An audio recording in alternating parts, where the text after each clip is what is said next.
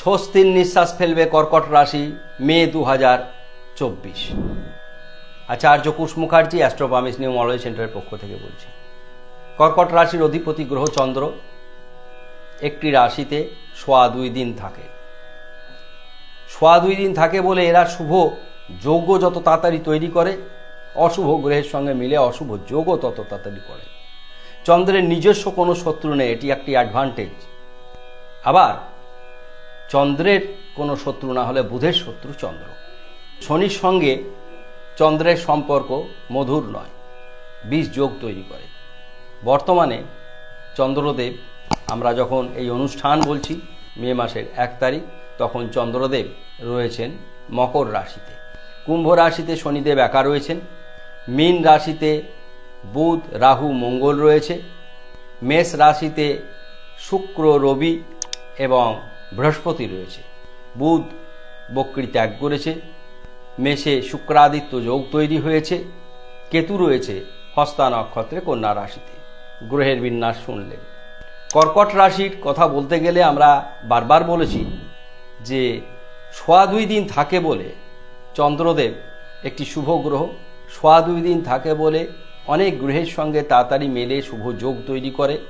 যেমন চন্দ্র দ্বারা তৈরি করা শুভ যোগ খুব শীঘ্রই তৈরি হবে, এতে কর্কট রাশি বেনিফিটেড হবে।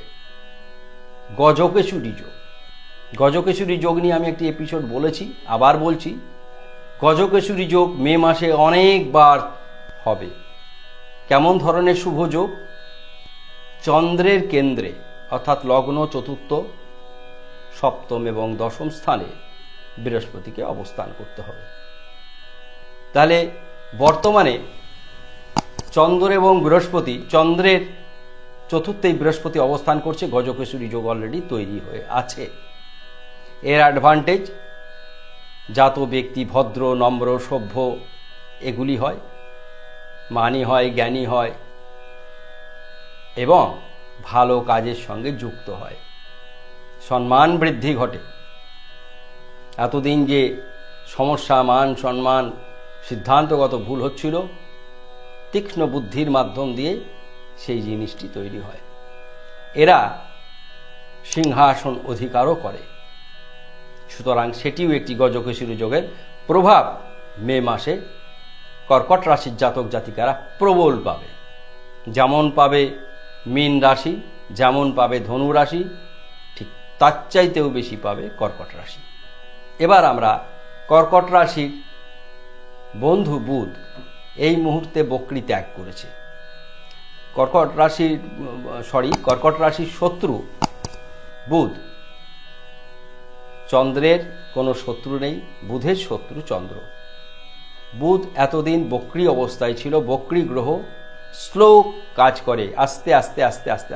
যখনই বক্রী ত্যাগ করছে তার কর্মক্ষমতা কিন্তু বৃদ্ধি হচ্ছে। যেই কর্মক্ষমতা বৃদ্ধি হচ্ছে সেই কিন্তু কর্কট রাশির সমস্যা বৃদ্ধি হচ্ছে। এবার দেখতে হবে কর্কট রাশির কোণে কোনো অশুভ গ্রহ রয়েছে কিনা। কোন স্থানে কোনো অশুভ গ্রহ নেই। কর্কট চন্দ্রদেব এই মুহূর্তে কোনো গুরুচণ্ডাল দোষ করেনি। চন্দ্রদেব গ্রহণ দোষের শিকার হয়নি। চন্দ্রদেব বিষ যোগের শিকার হয়নি। মকর রাশিতে রয়েছে কিন্তু শনির সঙ্গে সরাসরি নেই। সেই জন্যে বিষ যোগের প্রভাব কিছুটা থাকলে বিষ যোগ তৈরি হয়নি। পরিষ্কার? এবার মানে স্বস্তির নিঃশ্বাস কখন ফেলে? যখন যে কোনো কাজে অগ্রগতি স্লথ হয়ে যায়, কাজ আটকে যায়, ব্যবসা ক্ষেত্রে শ্রীবৃদ্ধি থমকে যায়, তখন মানুষের চারিদিকে দিশাহারার মতন অবস্থান হয়। কর্কট রাশি সেই দিশাহারা অবস্থান ছিল শারীরিক, মানসিক সর্বক্ষেত্রে। সেখান থেকে মে মাস থেকে তারা বেরিয়ে আসছে। আমার ভালো বর্ষফল হিসাবে কর্কট রাশিকে চিহ্নিত করেছি।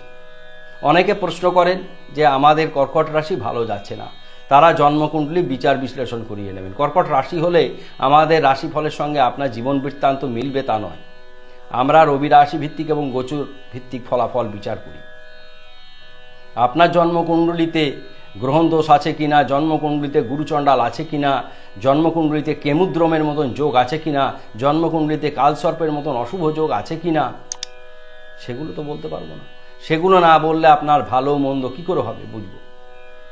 আমরা যেখানে ভালো মন্দ এটা ট্রেন্ড, যদি ধরে নেওয়া যায় যে কেমুদ্রমের মতন যোগ নেই, বীজ যোগ নেই কর্মে বা লগ্নে, বীজ যোগ সর্বত্র হলে যে খুব খারাপ হয় তা নয়, যেখানে হয় সেই জায়গাটায়, যেমন ধরুন লগ্নে শরীর মন যাবে, দ্বিতীয় স্থানে ধন স্থান ক্ষতিগ্রস্ত হবে, সবচাইতে ক্ষতি হচ্ছে সপ্তম যদি হয়, দ্বাদশে যদি হয়, দ্বাদশে হলে তো তার বিয়ের মতন অবস্থায় পৌঁছানো খুবই মুশকিল, মাঙ্গলিকের চাইতেও বিপজ্জনক হয়ে যায়।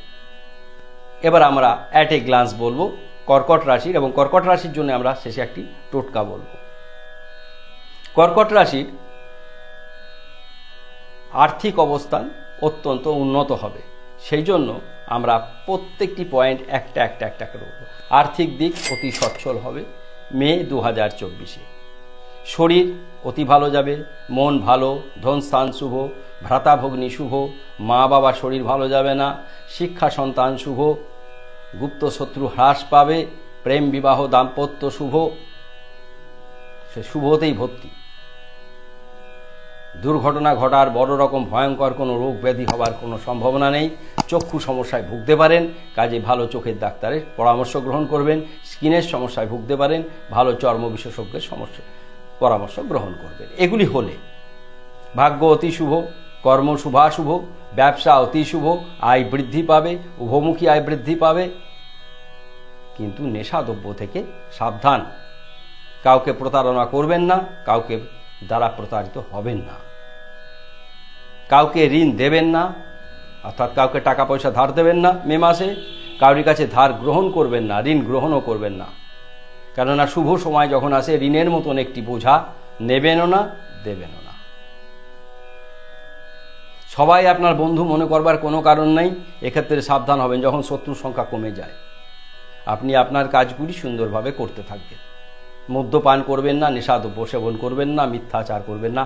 রাজনৈতিক ক্ষেত্রে শুভ পরিবর্তন লক্ষ্য করা যাচ্ছে, গজকেশরী যোগ যেহেতু হয়েছে, আমরা বললাম গজকেশরী যোগ সিংহাসনে বসার একটি ছোট দিক।